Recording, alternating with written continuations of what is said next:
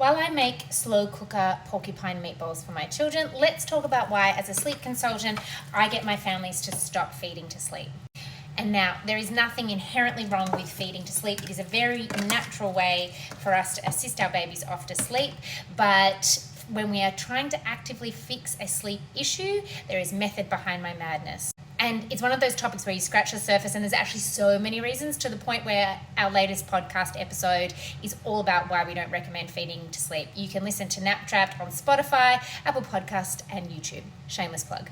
But one of the main reasons why is that I want you to be able to go into the night feeling confident that your baby has had full active feeds during the day. And often when babies feed to sleep, they just have a little bit of milk in order to drift off. And then maybe when they wake up, they have a little bit more. And so the day is kind of snacky. And babies that snack during the day have genuine need, usually, to need to snack overnight. So I like to consolidate those feeds and have more of a spaced feeding schedule. And in order to do that, we need to move away from feeding to sleep so that your baby is awake and able to take this full active feed. Think tanking up, not topping up.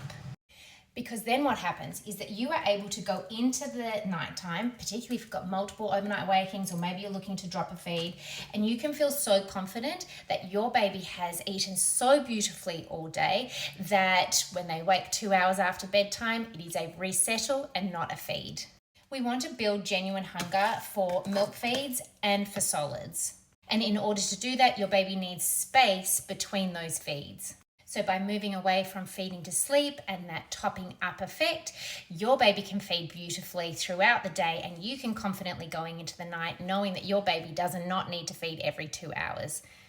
I'm not talking about newborns, of course. But go and take a listen to my latest Naptrapped podcast episode, because it's all about this. And it's not with the motive of, you don't need to change the way you feed your baby to sleep if you don't want to.